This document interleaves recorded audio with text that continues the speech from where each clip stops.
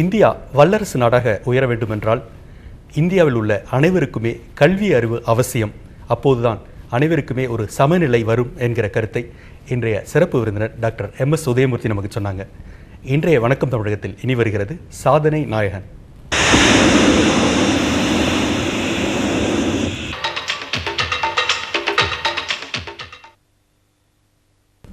வணக்கம் நேயர்களே.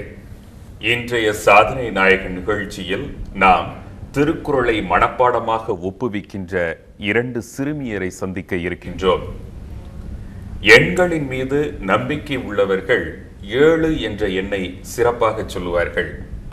மனிதனுடைய கட்டுப்பாட்டுக்குள் வரக்கூடாது என்று இருக்கக்கூடிய இயற்கை விஷயங்கள் அனைத்துமே 7 என்ற எண்ணினுடைய அடிப்படையை வைத்திருக்கும் என்று சொல்லுவார்கள்.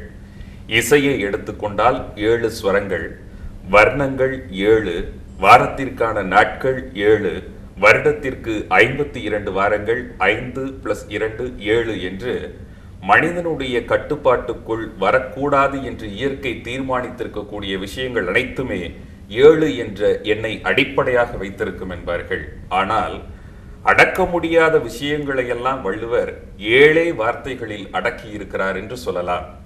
அந்த விதத்தில் உமா மகேஸ்வரி என்ற மாணவியும் ஹேமப்பிரியா என்ற மாணவியும் மிக சிறு வயதிலேயே திருக்குறளை மனப்பாடமாக ஒப்புவிக்கின்றார்கள். அவர்களை இன்றைய சாதனை நாயகன் நிகழ்ச்சியில் நாம் சந்திப்போம்.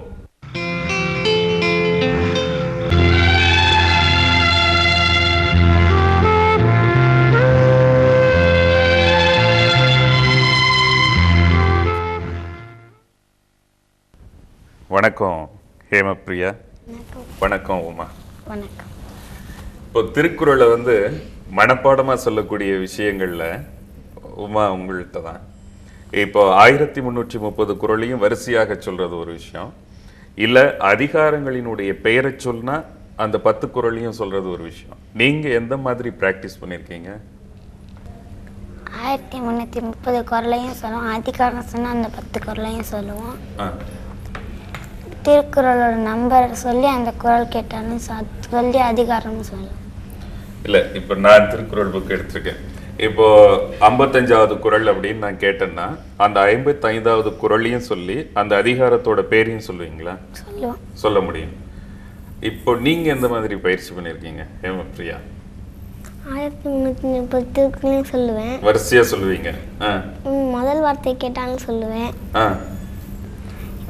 அது மாதிரி எண் சொன்னா உங்களுக்கு சொல்ற பயிற்சி இப்போ பண்ணிட்டு இருக்கிறீங்க.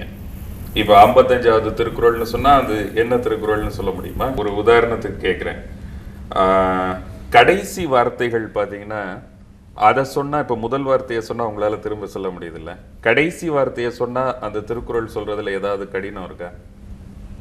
கடைசி வார்த்தை ஒவ்வொரு அதிகாரத்திலும் எல்லா வார்த்தையும் இருக்கும், கடைசி வார்த்தையாச்சு, அதனால சொல்ல முடியாது. இப்போ இனிது அப்படின்னா இனிதுன்னு 5 இடத்துல வரும் இல்லையா, அதனால அதை சொல்ல முடியாது. சரி, இப்போ நான் சும்மா சோதிக்கிறதுக்காக கேட்குறேன். புகழ் அப்படின்ற அதிகாரம் இருக்குல்ல, அதுல முதல் குறள் சொல்லுங்க. ஈதல் இசைப்பட வாழ அது அல்லது ஊதியம் இல்லை உயிருக்கு. நீங்க அதுக்கு அடுத்த திருக்குறள் சொல்லுங்க. உரைப்பார் உரைப்பவை எல்லாம் இறப்பார் கொண்டு இவர் செய்யும் அது இவர் ஈதல் உரைப்பார் உரைப்பவை எல்லாம் இறப்பார்க்கென்று ஈவார்வில் நிற்கும் புகழ். சரி, வெக்காமை அப்படின்றது இருக்குல்ல, அந்த அதிகாரத்துல இருந்து ஏதாவது சொல்லுங்க. நடுவின்றி நன்பொருள் வெக்கின் குடிப்பன்றி குற்றமும் வாங்கி தரும். இப்ப திருக்குறள் எப்படி பிரிச்சிருக்கிறாங்க? 3 விதமா பிரிச்சிருக்காங்களா? சொல்லுங்க. அறத்துப்பால், பொருட்பால், இன்பத்துப்பால். அறத்துப்பால்ல முதல் அதிகாரம் என்னது ஹேமப்பிரியா? கடவுள் வாழ்த்து. கடவுள் வாழ்த்து. கடவுள் வாழ்த்துல 10வது குறள் சொல்லுங்க. நீந்துவன் இந்த இறைவனடி சேராதார். இப்போ அதுக்கு அடுத்து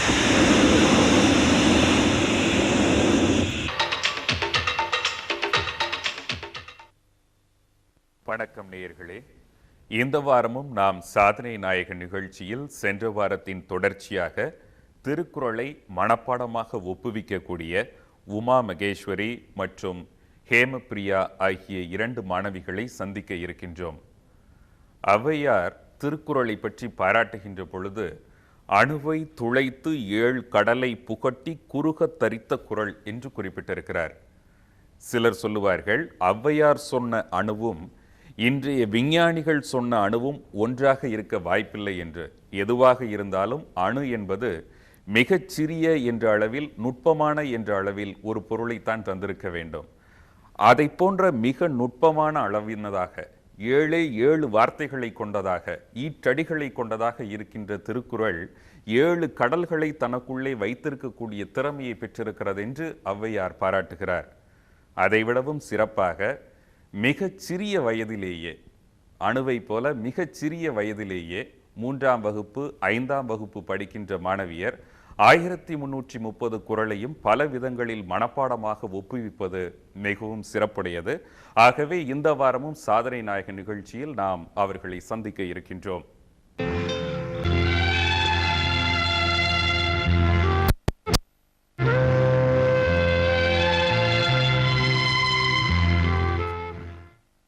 வணக்கம். புலான் மறுத்தல், நான்வெஜ் சாப்பிடக்கூடாதுன்னு சொல்லிட்டு ஒரு அதிகாரம் இருக்குல்ல? சரி, அதுல அது எத்தனாவது அதிகாரம்? 26. நீங்க அதுல ஒரு முதல் 3 குறள் சொல்லுங்க. தன்னூன் பிறங்கத்திற்கு தான் பிடித்து ஊன் எங்களும் ஆறும் அருள் பொருளாட்சி. என்ன? தன்னூன் பிறக்கத்திற்கு தான் பிடித்து ஊன்வான் எங்களும் ஆளும் அருள். சரி, அது என்னது அப்படின்னா சும்மா கேட்கிறேன்.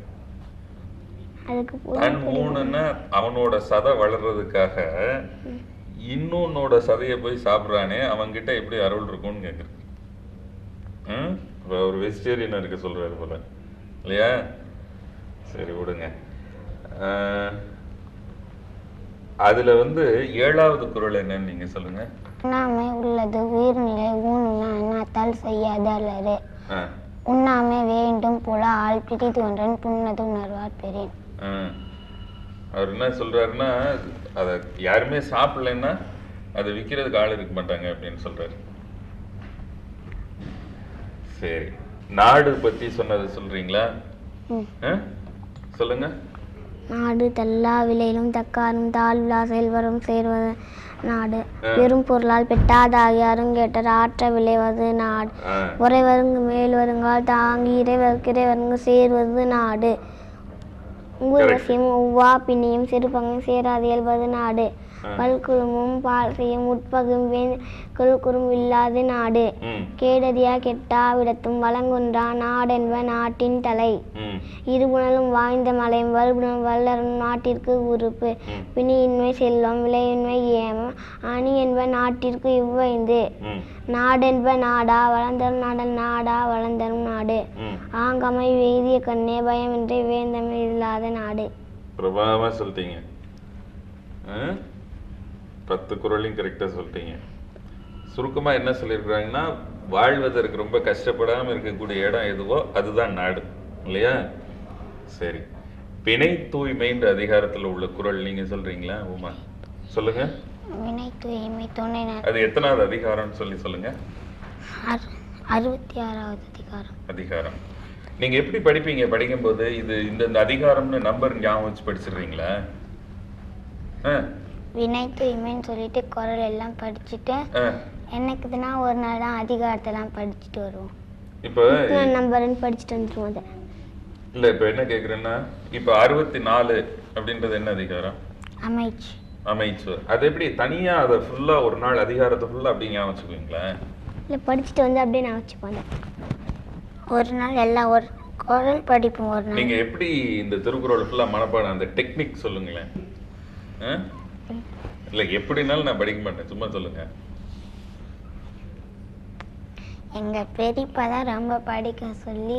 இல்ல நான் நீங்க படிக்க ஆரம்பிச்சதுக்கு காரணம் சொல்லிட்டீங்க. எப்படி படிச்சீங்க? முதல்ல வெறும்